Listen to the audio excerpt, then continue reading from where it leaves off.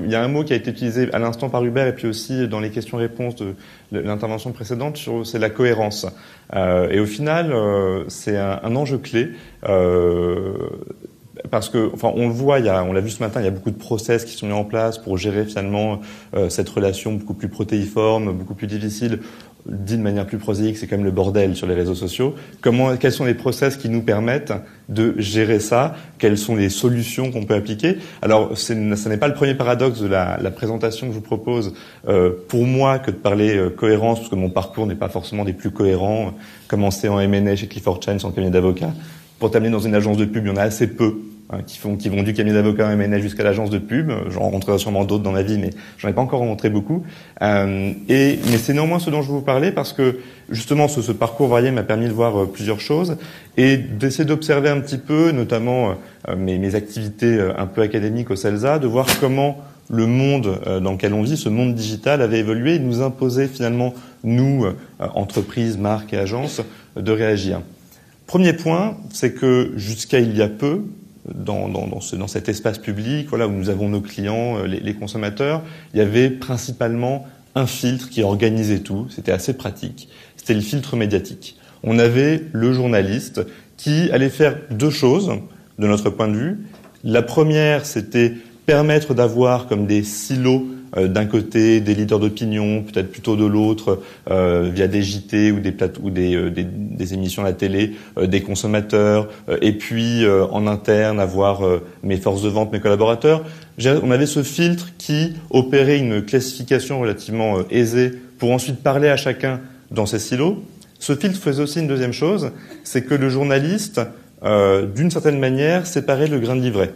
C'est-à-dire que ce qui arrivait sur une émission de télé ou dans les colonnes d'un journal, c'était vraisemblablement quelque chose d'intéressant, de fiable, d'écoutable. Aujourd'hui, on pourrait se dire que tout peut émerger dans l'espace public à la faveur des réseaux sociaux et qu'on ne sait pas forcément quelle est l'information que je dois écouter, que je dois suivre. Donc tout ça était plus commode. Vous avez un sociologue qui en parle très bien, qui est Dominique Cardon, et qui explique qu'aujourd'hui, finalement, c'est à l'individu qui consomme l'information de faire le tri entre ce qui est pertinent, fiable, et ce qui ne l'est pas. Il n'y a plus le journaliste qui le fait seul. Donc, quelque part, ce filtre, il est toujours là, mais il n'est plus seul. Le premier filtre qui est venu s'ajouter à celui-là, c'est ce qu'on peut appeler le filtre social. Le filtre social, c'est principalement les réseaux sociaux.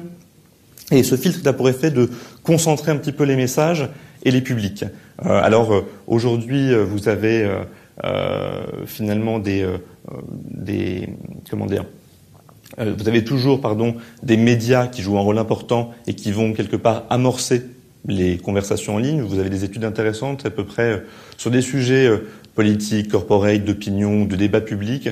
95% des conversations sur les réseaux sociaux viennent d'articles de médias. Donc ce sont d'abord quand même des médias, Le Monde, Le Figaro, M6, peu importe, le New York Times, qui ont posé un sujet. Ce sujet étant ensuite repris dans des communautés un peu plus fines, sur Facebook avec ses amis, sur Twitter avec des gens qui ont le même centre d'intérêt, pour en discuter, dans une logique de recadrage. Là, la conversation va devenir très différente. Le sujet a été posé par les médias, mais ensuite, la conversation a lieu ailleurs, et la marque concernée, l'homme politique concerné, va se retrouver pris dans des conversations qui, avant, existaient, mais n'avaient pas de pouvoir médiatique. Aujourd'hui, elles en ont un. Et donc, il faut être capable de prendre en compte cela. Alors, clairement, on ne peut pas, comme quand on avait le seul filtre médiatique, le maîtriser. C'est-à-dire qu'à un moment, il n'y a pas de maîtrise. Je trouve que moi, c'est une vue de l'esprit de se dire qu'on peut maîtriser cela. D'ailleurs, c'est sans doute pas souhaitable. En revanche, on peut épouser un petit peu les courbes nouvelles, qui sont beaucoup plus complexes d'ailleurs, un peu plus sinueuses de ce filtre, et voir comment on réagit. Je vais partager 2-3 exemples avec vous ensuite. Et puis, vous avez un troisième filtre qui est venu s'ajouter à ça, qui était d'ailleurs là avant le filtre social, qui est le filtre algorithmique. C'est Google dit autrement, puisque c'est un vrai filtre aussi. Vous avez entre un tiers et la moitié du trafic sur Internet, donc des flux d'intérêt, qui est fait via les moteurs de recherche, via Google le premier. Et ce filtre, c'est un peu une boîte noire. On en connaît certains des ingrédients, pas tous, mais on sait en tout cas qu'il va également finalement ramener des gens qui autrefois étaient en silo vers les mêmes sources, vers les mêmes contenus qui sont les plus populaires sur un sujet donné. Et là encore, ça oblige à travailler une forme de cohérence. Donc voilà un petit peu le paysage beaucoup plus concentré qu'avant, qui impose une cohérence quand on est une marque ou une entreprise pour être capable de bien répondre, de bien épouser ce nouveau paysage. Alors, cette cohérence, elle va être de 3 ordres. La première, elle est immédiate. Immédiate pourquoi ? Parce que aujourd'hui, c'est devenu extrêmement banal de le dire. Le temps s'est accéléré, la technique a accéléré le temps, les choses vont plus vite. Il y a un chiffre intéressant, c'est que vous avez à peu près en moyenne 2h30 entre la parution d'un article, d'un sujet, notamment dans des médias en ligne, et sa reprise relativement massive dans des réseaux sociaux. Voilà, donc la question, c'est est-ce que moi, marque ou entreprise, en 2h30, je suis capable d'ajuster une réponse? Est-ce que j'ai déjà les éléments en base, une base argumentaire, quelque chose? Est-ce que j'ai les process qui me permettent de répondre? Donc, est-ce que je suis capable immédiatement d'être cohérent par rapport au message que je délivre? C'est un vrai challenge. C'est pas simple. Alors, je vais partager un premier exemple avec vous, qui est une petite campagne sur laquelle on a travaillé pour La Redoute l'année dernière. La Redoute qui a eu un problème il y a un peu plus d'1 an avec un homme mal vêtu dans son catalogue, qui sortait de l'eau sur la plage, derrière des enfants sur la plage qui étaient habillés en La Redoute. Et puis cet homme était malheureusement nu. Donc je vous montre juste un tout petit cas vidéo et puis je vous explique 2-3 enseignements qui sont intéressants à en tirer. Premier point, parce qu'on me le demande souvent, c'est que ça n'était pas voulu. On me le demande vraiment quasiment à chaque fois en fait.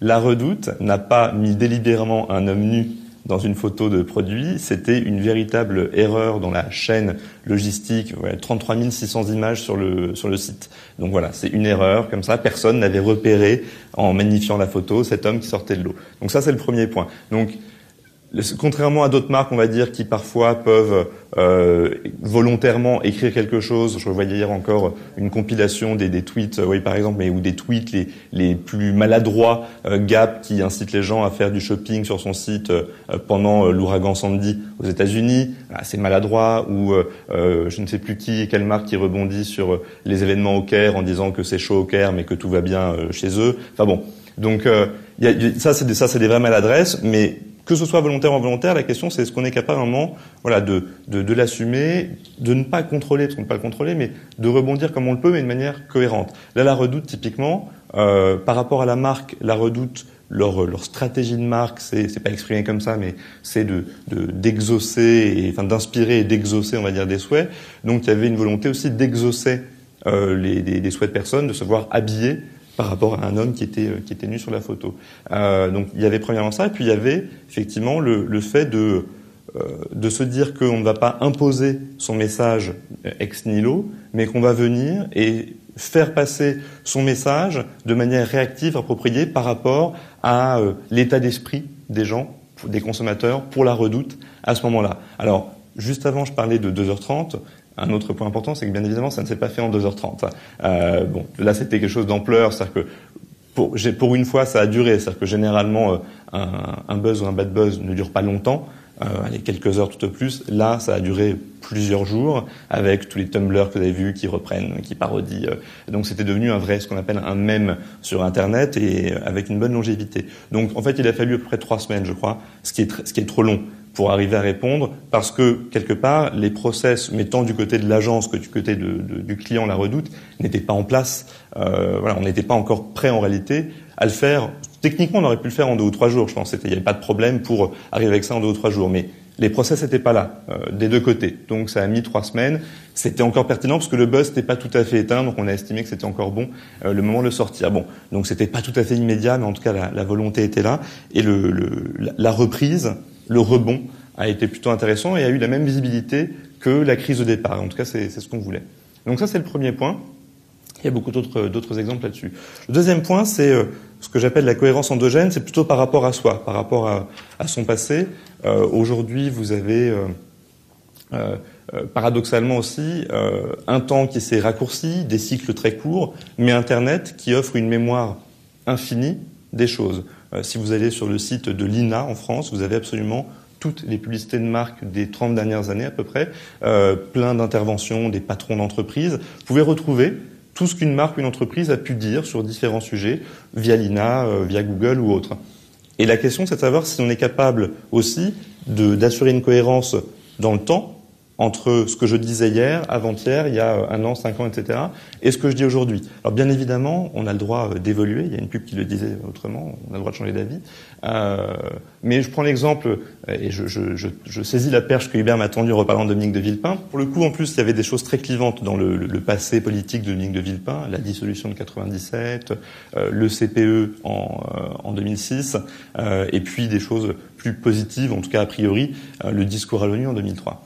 Mais en fait, donc, il a fallu préparer dès le départ les éléments de réponse à tout ça. Et ce qui est intéressant, c'est qu'en faisant un travail un peu de mémoire et en se disant, bon, comment est-ce que je vais préparer mes éléments de langage, mon discours, mes messages sur tout ça, on se rend compte que tout n'est pas forcément positif et négatif. Par exemple, le discours de l'ONU, je le mets dans le bilan, dans la colonne actif. En fait, on peut se demander si c'est vraiment un élément d'actif ou pas, puisque certes, c'est la grandeur de la France, c'est la voix de la France à l'époque, plein de qualificatifs intéressants, mais dans une campagne politique où Dominique de Villepin, qui n'est plus le ministre des Affaires étrangères de l'époque, a d'autres messages à faire passer, quelque part, c'était aussi un poids, parce qu'on le ramenait souvent à ça, des blogueurs, des journalistes, et ça lui permettait pas de sortir forcément de ce rôle-là, pourtant il avait d'autres choses à dire aussi. Donc quelque part, il faut également travailler ce qu'on veut faire de cet héritage et pas forcément rester enfermé dessus. Donc c'était pas simplement un actif. De la même manière, passif, le CPE de 2006, bon, ça reste pas gravé dans les mémoires comme étant sa plus grande réussite politique. Beaucoup de monde dans la rue.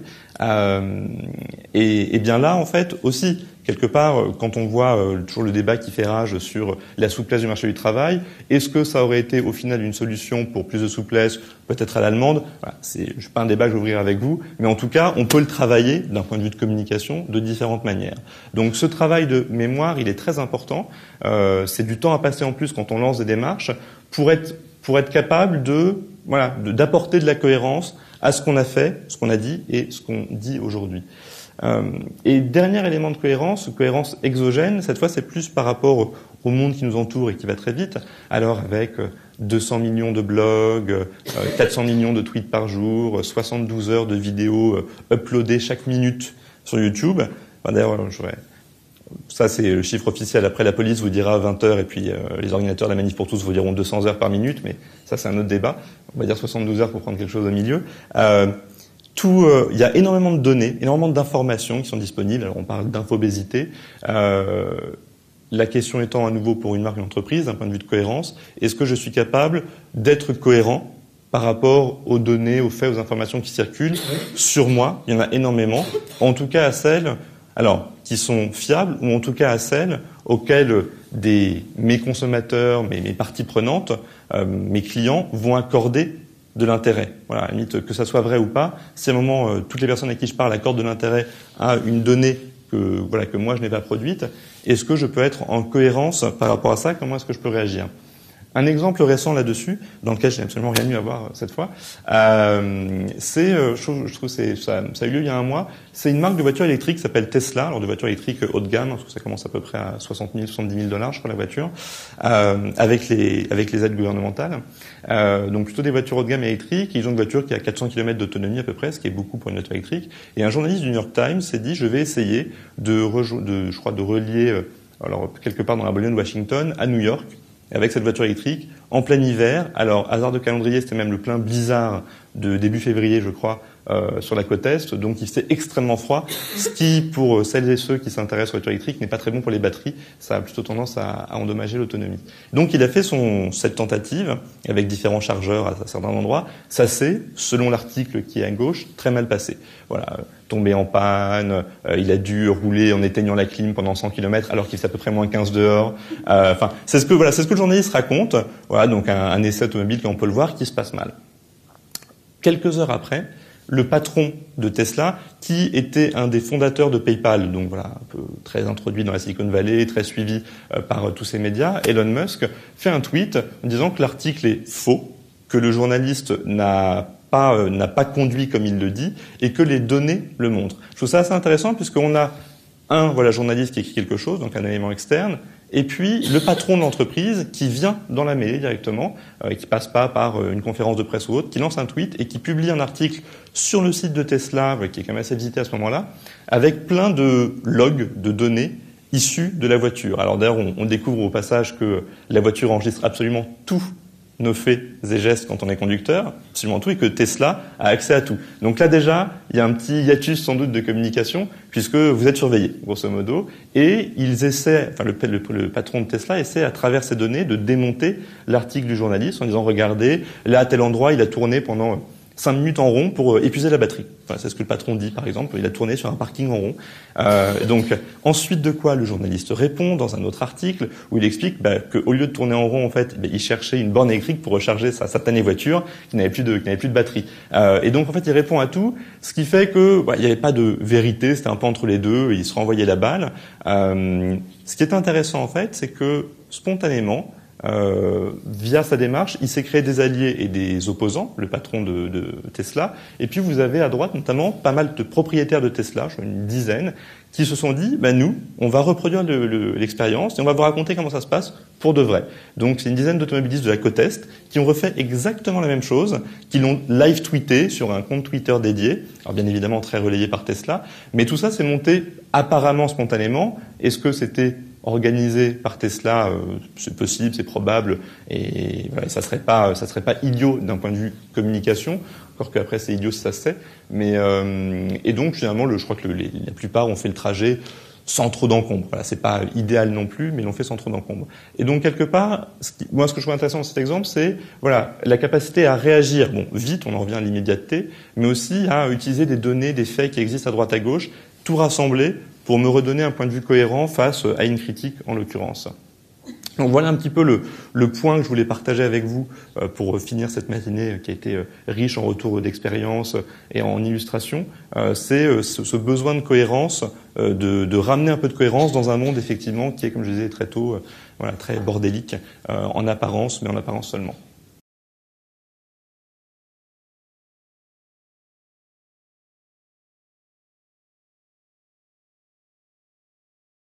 Alors, le client, sûr que si on lui propose deux canaux, si la marque propose quelque chose, un programme relationnel ou autre, et le retailer qui historiquement a ce programme-là, autre chose, ça va être sans doute compliqué pour le client il va pas jouer sur deux tableaux.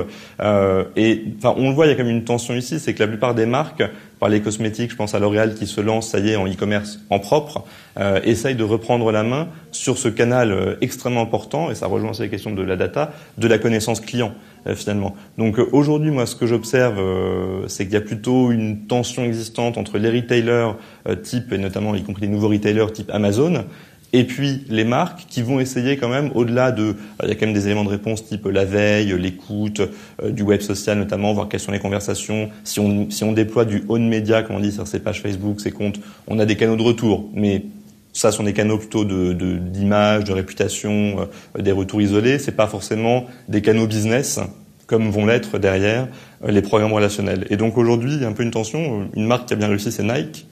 Mais ce qui est intéressant, c'est que Nike j'ai pas envie de dire déguisé parce que c'est pas ça, je pense. Nike a créé un programme relationnel qui est d'abord une expérience, qui est je vais courir, ça me donne des statistiques, tendance, quantified self sur mes performances, et derrière, Nike récupère bien sûr des données sur moi et puis que aucun retailer n'avait, parce qu'en plus savoir exactement quels sont mes types de parcours, est-ce que je cours sur terre ou sur bitume, est-ce que c'est dénivelé ou pas, tout de suite derrière pour les recommandations produits que Nike va me faire. C'est assez intéressant. Donc, moi, j'ai l'impression que ce qui fonctionne, c'est quand vous avez des retailers qui ont des programmes relationnels, et qui collectent de la donnée, assez classique, tournée vers la promo souvent, et des marques qui arrivent avec peut-être une autre proposition de valeur, qui est pas forcément sur le prix ou la promo, ce qui est souvent ça, ou le club, mais qui est sur une expérience.